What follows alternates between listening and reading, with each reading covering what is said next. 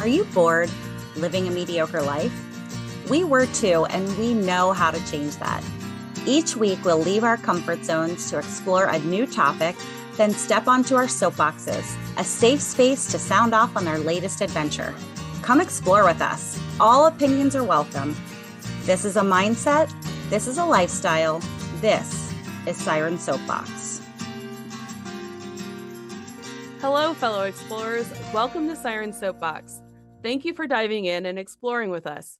We're on a mission to explore beyond comfort zones because that is where meaningful growth and lasting happiness can be found. We believe that exploration is for everyone. It can take place anywhere, no matter your location or situation. And we've made exploring even easier. Check out our pre-dive episode number 114 in the description for links on how to follow along on all of our explorations in February. So many ways to explore. Pick one today and experience life outside your comfort zone. We've all grown up with them, whether it was being captivated by the story of the giant gingerbread house, or the wooden boy with the growing nose when he lies, or a fairy godmother creating a carriage out of a pumpkin and slippers made out of glass. Fairy tales provided us entertainment through fascination and wonder with a cleverly disguised takeaway message. According to the BBC, researchers at universities in Durham and Lisbon found some fairy tales going all the way back to prehistoric roots. Some tales were older than the earliest literary records, with one dating back to the Bronze Age. But what makes a fairy tale a fairy tale? It's characterized by a short narrative. It is passed down through the generations. Its building blocks include certain kinds of characters, like stepmothers and princesses, elves and giants, and certain current motifs, like keys, apples, mirrors, rings, and toads. And there's some sort of supernatural activity. It also expresses hope through a happy ending. But do some of these older fairy tales have a place in today's society? That is just what one stop-motion filmmaker has set out to prove. The Sirens watched Laura Lewis-Barr's The Linguist, a modern take on the grim fairy tale, The Three Languages. And for an added challenge, the Sirens tried their hand at stop-motion filmmaking for themselves. Let's find out how they did. But first, if at any time the conversation gets too intense, the safe word is... Mango.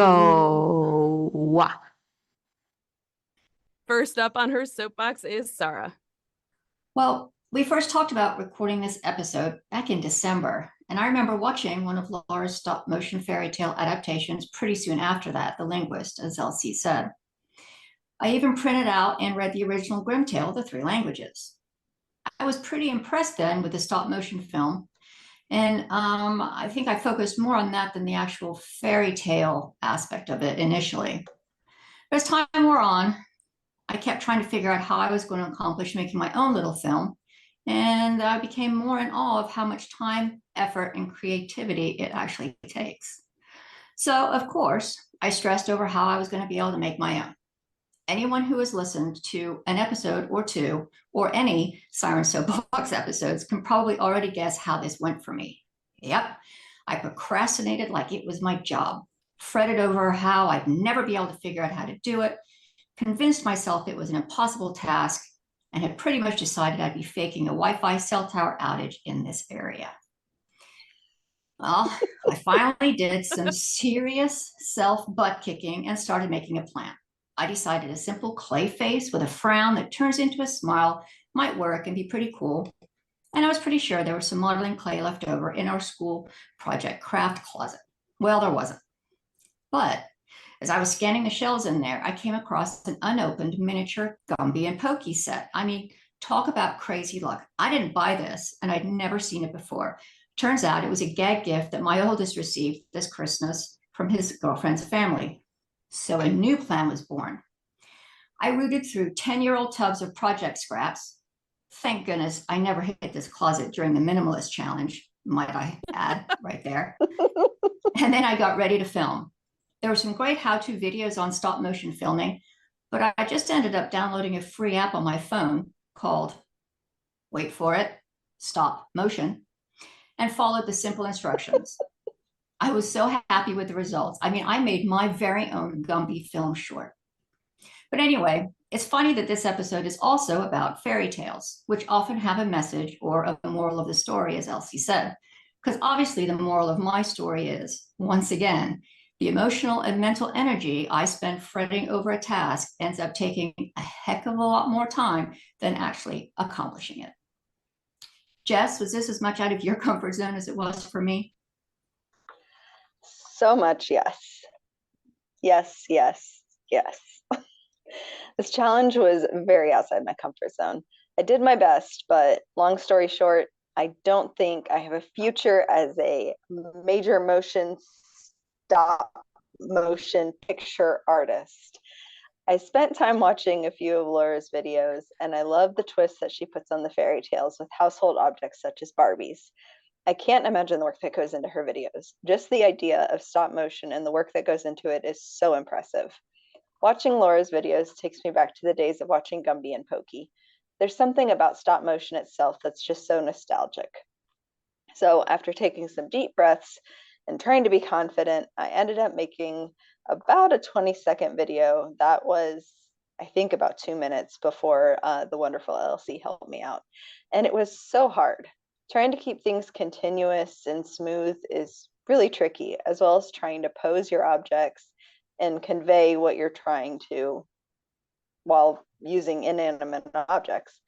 I love fairy tales, so I thought about trying to do a scene from The Little Mermaid with my challenge, but I ended up just doing a short video using my little crochet mermaid that Elsie gave me a while ago. I can't wait to see what all the other sirens came up with in this challenge, but again, I don't think I'm going to be quitting my day job. So, Elsie, how do fairy tales play a role in our modern day lives? I had never heard of the fairy tale, the three languages, before. And after watching The Linguist, I absolutely see the value in this message of being open to learning new things and not just what a parent or maybe what society pushes you to learn. You never know when an obscure nugget of knowledge could be a life-saving tip or at least maybe the winning answer on Jeopardy!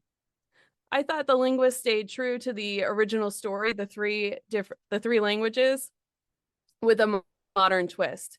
And I really enjoyed Phone Gal, which is a totally modern twist on the Match Girl. I was familiar with the story of the Match Girl and thought Phone Gal was a brilliant twist of being sucked into our phones and missing the meaning of connecting with people who are right in front of us. As for attempting stop motion for myself, it was intimidating having a completely blank slate. I had no idea what I wanted to do or even what I wanted to make a film with. Thankfully, my 14-year-old, whose favorite toy for a few years was his Stick Bots, which is a green screen stop motion kit for kids. He immediately told me, "You do not have the patience for this. It will break and you will cry." So I got to be the natural director and picture taker that I am, and I let Connor do the little fine motions with his Legos.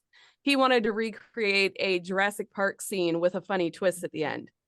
I did attempt a few of the little movements, and my son knows me better than I do. The intricacies of the slightly moving pieces and making sure everybody's moving at the same time, frame by frame, was pretty frustrating to me. So props, pun intended, to those filmmakers that can do it. TC, how do you feel about storytelling? Well, I think the best way to get a message across is to tell a story. Clearly not an original thought, but no less true. And even better if you can share that story in a visual way. And so, stop motion. I have a very long list of really big things I need to accomplish right now. And so I decided maybe I could double dip with this challenge. How can I use this challenge to accomplish something I need in another area of my life? Well, I work in a Montessori school, and the kids have been working on growing and selling things from their garden. We have a shade house, and we have some adults who help guide them. In the process, they learn the science behind plant growth and cultivation. They learn about marketing. They learn math skills used in buying and selling, and they practice public speaking as they talk with their customers, all in a real world setting. And so I decided to create a short watch us grow message that can be used in some of our media marketing. Now that I had the message I wanted to tell, I had to actually create the film. I really thought this was going to be a very difficult thing to accomplish. But guess what? Google made it easy. You can take pics, then using Google Photos, you can create an animation just by selecting the pics in the correct order. Here's the funny thing about this.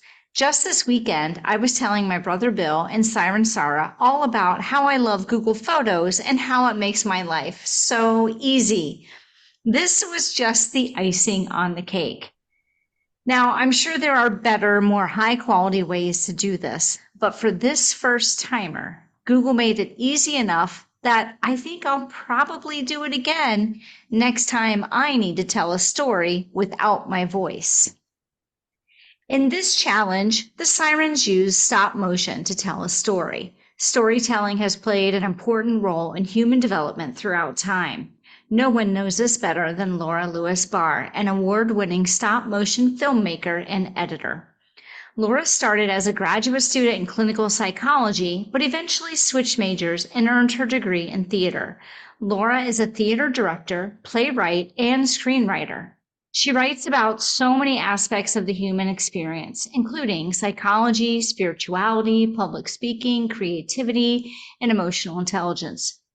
Her stop-motion films have been screened around the world. While she's not writing plays, directing theater, or creating stop-motion films in her Chicago basement, you might find her teaching workshops in public speaking, leadership, and emotional intelligence topics. Her company, trainingforbreakthroughs.com, helps leaders through research-based learning to explore the art of storytelling, manage nerves, build executive presence, authenticity, and spontaneity. Sirens, please join me in welcoming Laura Lewis-Barr to this episode of Siren Soapbox. Woo, welcome. Wow. Wow. Wow. Wow. I feel so seen. Thank you. Wow. And I want to see all your films now. I hope we get to see them on your Patreon page or something. Yeah, we'll definitely be posting those on social media next week. Cool. Excellent. So, Laura, we're curious which of your stories is your favorite and why? Okay, you're asking me my favorite child because these are my children. And so often it's the one I'm working on. That's one answer. Or the one that I just finished. It really is hard. I do think, though, The Linguist does have a special place in my heart. Somehow that one really combined my psychological studies, my theater background in a way that was really pleasing to me. Nice. We Sounds liked a it lot too. like us. Sounds a lot like us Yeah. when we're like, after every episode, this is my new favorite. Mm-hmm. You'll probably hear at least one of us say that tonight. So how did you dive into the world of stop motion filmmaking?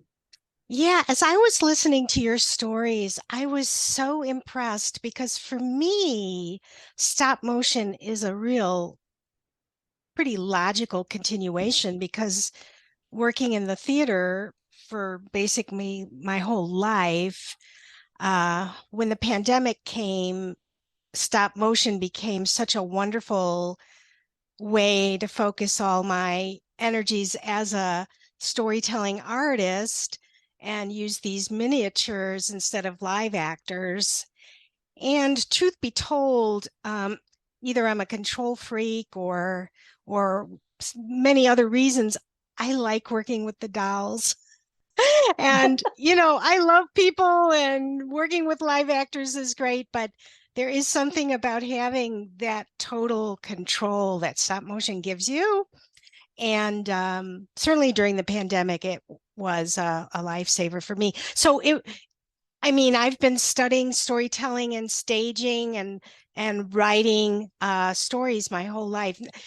You guys, wow, to jump in, that's amazing. It was a lot of fun to explore. And I'm curious because my stop motion is 17 seconds long and it took me so long to do. when you're making like a 10-minute film, how long does that take you? Does that take you filming and edit process? Yeah, I'm actually kind of faster than maybe some people because my stuff is not super slick. Like if you see Pinocchio, it doesn't feel to me like stop motion because it's so fluid, and mine is a little crunchier. Um, so I think a 10-minute film might take me 4 months, maybe, depending on what else is Gosh. happening in my life, Whew. which is pretty fast for stop motion. Um, and I'm doing everything, but yeah. Wow, that's incredible. I'm I willing kind to of bet like that Google Photos has like a limit on how many pictures you can use in one of their little animations. I'm gonna have to Google that. I like the, I guess as you called it, like crunchy or whatever. Like I kind of like the pokey, Gumby, like obvious that it's, I don't know, there's something just very like nostalgic and endearing about that in a not smooth way. Thank you. Yeah, I have made the choice to embrace my limitations. I'm a writer director first, and the manipulating things isn't, or being that kind of artist isn't my strongest skill. So yeah, I had to embrace the imperfection and it becomes part of my brand. That's huge. Embracing the imperfection is a huge life skill. Yeah, yeah. Sometimes it's easier than other times. But yeah, I keep relearning that one. So, what is your creation process? Do you find a fairy tale that you like and then go from there? How do you decide which story you're going to focus on? Yeah, it's getting harder for me to figure out because I have sort of a backlog of stories that I've been collecting. And so when I just finished one, I was overwhelmed with what do I do next? I think on one hand, if a fairy tale keeps emerging as theme a theme in my life, like I did the quest for the Holy Grail somewhat recently, that legend with yeah, the searching for the Grail, because I kept using that phrase in my life, and I thought, I guess I'm going to do that story. Or I'll read a book on fairy tales, and they'll be talking about a psychological aspect of the tale, and I'm going, oh no, that's my life right now, so I'll do that tale. Um, Little Match Girl was, I think, came from that phone gal. Um, and then sometimes it's just the muse. The muse says, hey, how about this one? And I go, yeah. And that's kind of the one I'm working on right now. I'm just, any kind of inspiration that comes that feels juicy and alive, that I'm going to jump on that. And when you're working on a fairy tale, have you ever come across one where you're like, man, this feels so outdated. It's not going to translate well to the modern world? Yeah, I just finished an epic 16-minute piece. And one problem for me is it's almost like I have to go through the technical struggle of making the film, and then I can see what I've made. And then it's a horrible moment because I'm like, oh no, is it working? And for that one's called The Two Travelers. First draft, I'm like, oh no, it's just repetitive, and it's that old fashioned repetitive.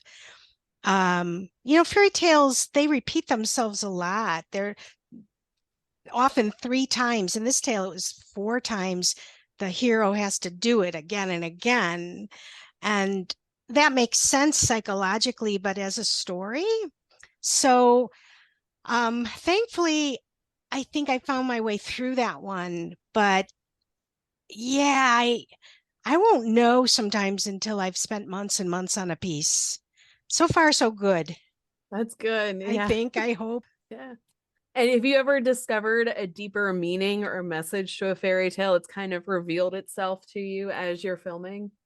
I think I can't remember the sequence of Phone Gal, but I do know, and if you guys have had this experience with a dream or a story or a film, something where it's that aha moment where you take that gasp and you're like, oh my God, that's me. And you just feel that happened as I was, yeah, I must have been working on the tale and I recognized a piece of myself. I think the little match girl for me as I worked on that tale is really about, her poverty and what is my poverty and how does it lead me into addictive behaviors like too much scrolling. So yeah, I got in touch with that in a deep way. And when that happens, it's always a gift for me. It's like that kind of understanding, a deeper understanding of myself. So yeah, it does happen. I hope it happens more and more, but I can't always count on that. I'm curious about, in reading about you a little bit, I know you started off with one major, and then you went from clinical psychology to theater, and that can be a scary leap. That's a big decision. So, do you remember the moment that you made that decision, and can you tell us about it? Yeah, I always did theater from being a child, and my undergrad was in theater. When I moved to California, theater's it's so tough. And it was very tough for me. My psychology doesn't really, hadn't worked with it. So I was going to leave it for the thing that was easier for me and very interesting, which was psychology. But as I was in that psychology program, which I loved, I just had to admit that there was some part of my mind that was saying, all right, I'm going to get this so that I can have money so I can do theater. And once I recognized that, I'm like, oh, I don't think that's a real long way around. And so um, I left that program, which was quite wonderful, for my master's degree in theater. I guess it was somewhat impulsive. It just felt like the right thing to do. And I tend to follow my muse that way. And it's been a tough road, but I can't imagine another. Like, if you asked me if I wanted to do over, I'd say, no, this is it. This is my life. I love it, but it's hard. What do you hope to achieve with your work? What message do you hope to inspire for people? Yeah, I mean, for me, there is a healing power in fairy tales, and there are people who have studied this for their life's work, and I read them, and I so appreciate what they're doing that this is my way to contribute, because I think these stories that have been dreamt and told and worked on for so many centuries, they have some wisdom in them. And so keeping them alive and giving them a fresh telling feels really meaningful, and it fits for me. I'm a Jungian. I love the Jungian worldview of as in Carl Jung, and so it's also a way to contribute to the knowledge base of people interested in his work. Did you have a favorite fairy tale growing up? You know, I watched the specials on television, so I guess it was probably Cinderella, the Rodgers and Hammerstein, wonderful songs. And yeah, I think that was my favorite. Curious if the Sirens have favorite fairy tales. Like, what's your favorite fairy tale? Mine's Pinocchio. Hmm. I always liked Jack and the Beanstalk, but it's really interesting. I read a book recently, and in that book, the very, very old versions of the Grimm's fairy tales were referenced, and they were talking about also, I mean, a variety of different fairy tales, but the original Jack and the Beanstalk was pretty dark. I guess they've lightened it up for younger people these days, but I just find that fascinating, that how things evolve over time. And I think that's not unique to Jack and the Beanstalk. A lot of fairy tales have lightened up a little bit, except for, what was that? Was it Hansel and Gretel? I think they all still get eaten, or where they're supposed to get eaten and stuck in an oven. But It is Yeah, true. They talk about the violence in modern cartoons, but traditional older fairy tales were pretty, they were, there was a lot of dark violence in those. yeah. PC, what was your favorite? I don't know. I was thinking about that. And I wonder if this is common among people. Like when I think fairy tales, I think Disney. I don't know that I like go back and think traditional fairy tales. I think, which Disney movie do I like the best? And I love Moana. And I don't think that's a traditional fairy tale, although it has like the same kind of structures and things. But I don't know. I'm going to have to think about that. I did used to love Jack and the Beanstalk too. I've forgotten all about that one. What about you, Jess? I mean, mine's Little Mermaid, of course, Yeah. but the Disney version, not the Hans Christian Andersen version, because yeah, that one is dark, like we were saying. Spoiler, But she turns to seafoam. yeah. Spoiler, she made a bad choice. Yeah. But I mean, I grew up on the Shelley Duvall fairy tale theater, so you know, a lot of those kind of stuck to the more original tellings as well. But yeah, I mean, I love all fairy tales, but I mean, my favorite has always been Little Mermaid. Were fairy tales written for children originally? Like, They weren't told for children originally, and they weren't written originally. They were told, and okay. they weren't told for children. But then eventually, I don't know, the 19th century, it started to be books for children, fairy tales for children, and I think a lot of those tales were meant toward sort of moral teaching morals. Little Red Riding Hood, don't talk to strangers, don't mess with the wolfish guy, you know, keep to the right path. I like that your films kind of expose people to other fairy tales that aren't as like highlighted as, you know, you see in Disney and some of those other animated things. So it was refreshing to see a whole new fairy tale I had never heard of before. Yeah, it's amazing how many there are, and there are similar tales around the world. So, yeah, we only have, because of Disney, I guess, this idea of a small number, but yeah, every culture has like similar tales. The third son, who is sort of the one that's not very bright, that's a very common fairy tale that's told all around the world. And the two older brothers are real smart, but they never get anywhere. And You always used Barbies? I have until this last one that I'm doing right now. I've always used Barbies before that, and now I'm using some stuffed animals, and it feels amazing. It's like it's putting me one step further away from people, and it's bringing up more. Well, I'm doing a fable, and it just didn't feel like it could work with Barbies. So you used Barbies. I used pieces of paper. Elsie, you used Legos, right? Yep. Sarah had Gumby and Pokey. Jess, what did you use? Little Mermaid. Oh, your mermaid. And what did Mer use? She used Legos too. Legos. Yeah. Mm-hmm. I went back and watched some of the Gumby and Pokey videos just because I thought, hey, I want to see how mine compares. And what I did notice is that he's supposed to be very flexible, but not so much. And he doesn't always stand if you try to move him too much. And I was watching, it's actually clay in the videos. And you can, when you're watching him, you can see that, you know, the different thumbprints on the back of him as he turns around. It was just really cool going back and watching some of those. Huh, so they were using clay, modeling clay. I used to love Gumby and Pokey. It's been a while. And the blockheads. Oh, yeah, I think they were a little bit bigger and way more bendy than the one that you used.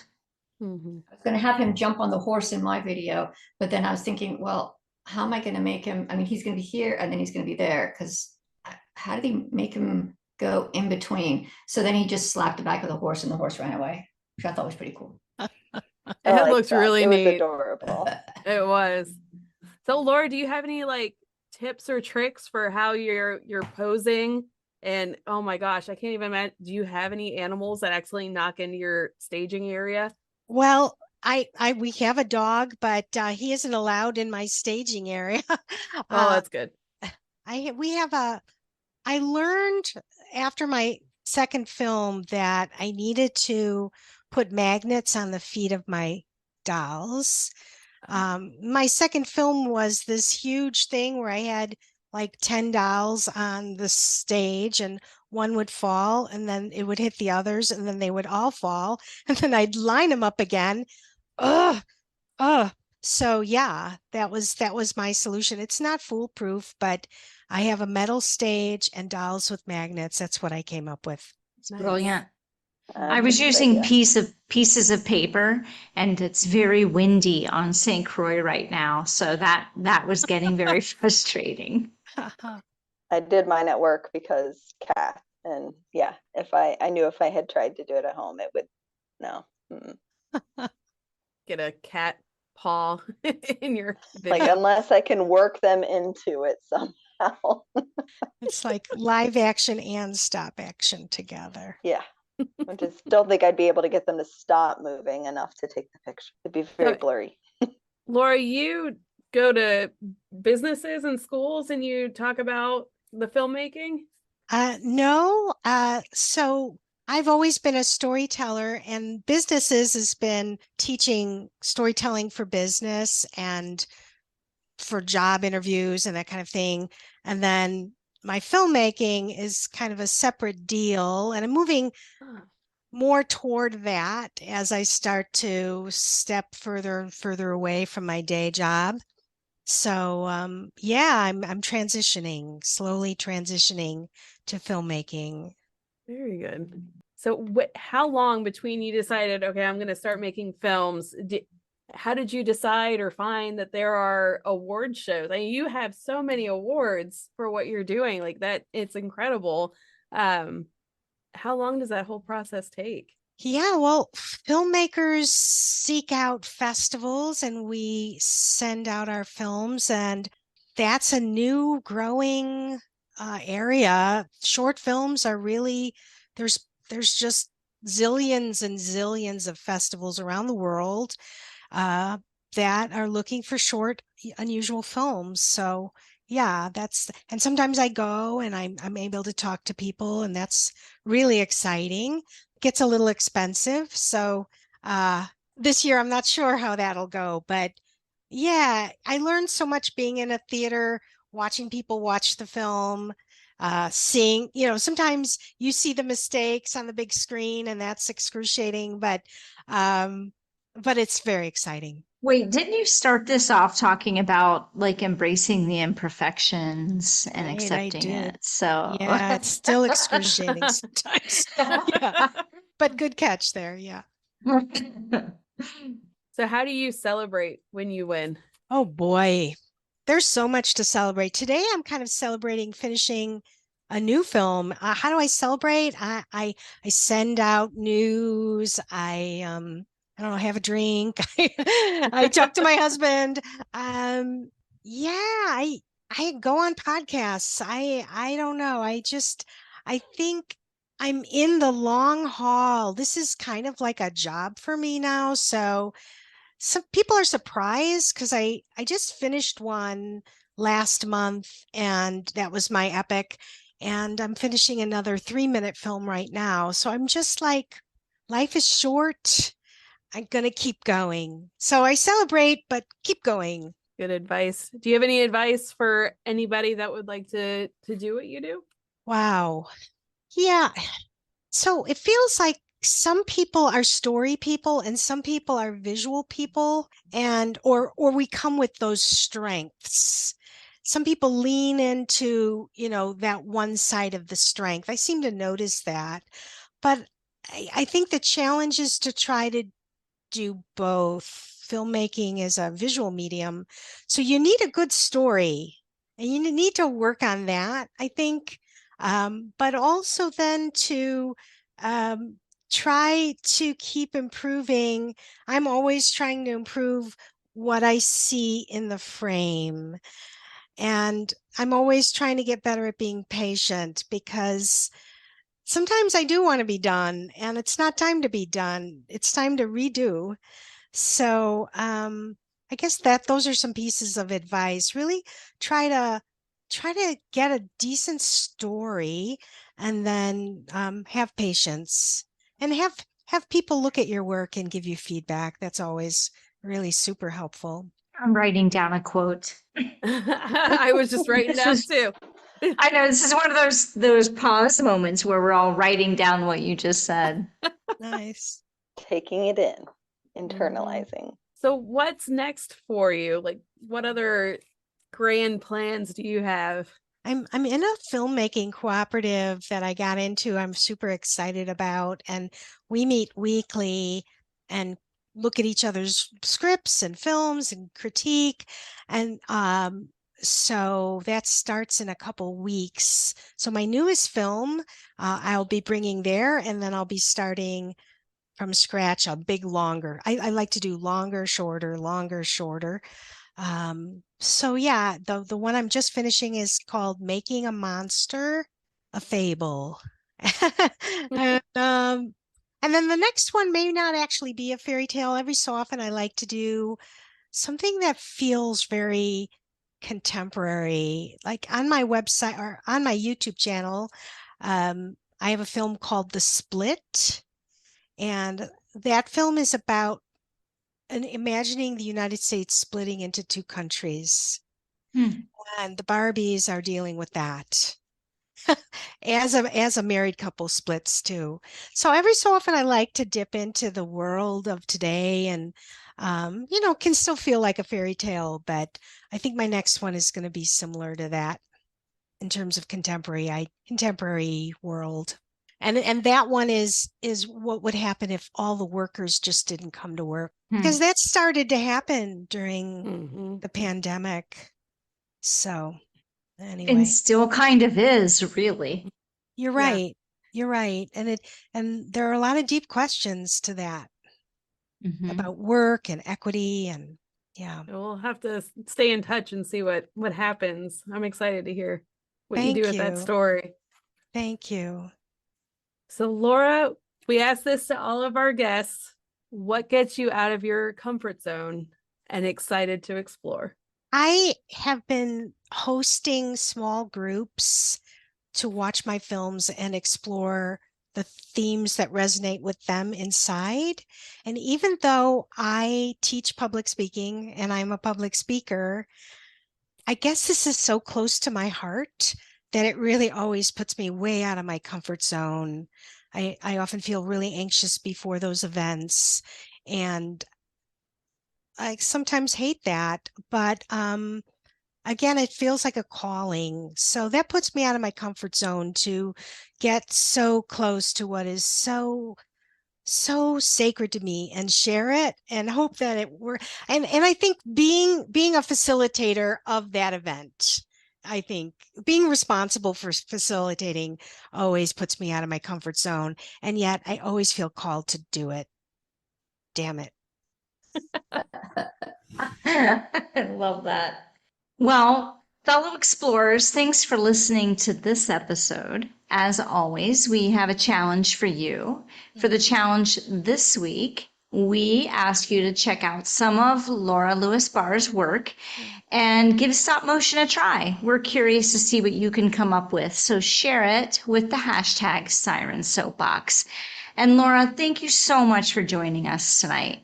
Would you like to tell our listeners where they can find you? Thank you. Easiest way is my name. So Laura, Laura, Lewis, Lewis, Barr, Barr, LauraLewis-Barr-Films.com. Great, thank you. And Sirens, thank you so much for sharing your stories with everyone. We're going to be working on some additional ways that all of our listeners can support us this year. Of course, listening to the show is a huge support, and we can't thank you enough for that. But head on over to Patreon for bonus episodes and bonus video content. If you like this show, please rate it and review it. on Apple Podcasts especially, but really wherever you listen. And if you send us a screenshot of your 5-star review, we'll send you some Siren Soapbox stickers. You can send that to us on social media. We're on Facebook, Instagram, TikTok, and Twitter, or you can email us at sirensoapbox@gmail.com. But until next time, dive in, stay curious, and be happy. Thank you so much for listening to this episode of Siren Soapbox, and a special thank you to C Strings for providing our music. Snag their latest EP from iTunes today. Follow the Sirens on all the social medias, and don't forget to tell your friends about us. Like and subscribe wherever you listen to your podcasts. We'll catch you next time on another episode of Siren Soapbox.